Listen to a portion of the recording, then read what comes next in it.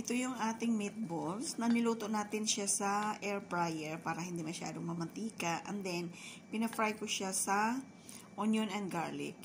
And, pakuluan lang natin siya ng konti at lagyan na rin natin siya ng flour para po magiging thicken.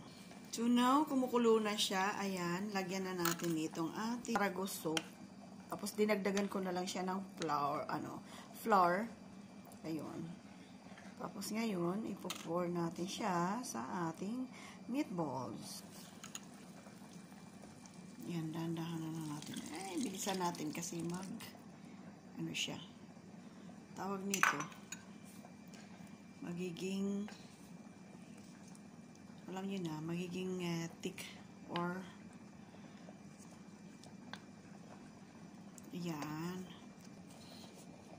Yan, pakuluan lang natin siya. Pag kumulo na, okay na yun. At magiging malapot na yung niya.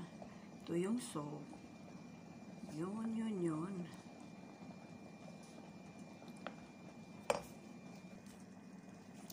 So, ayan, okay na ito. Ayun, tamang-tama na yung lapot. Kasi mamaya pa ito kakainin ng futur.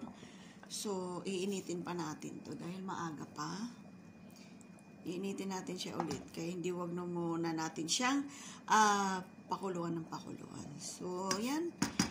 Po, lalagyan na natin ngayon ng chili.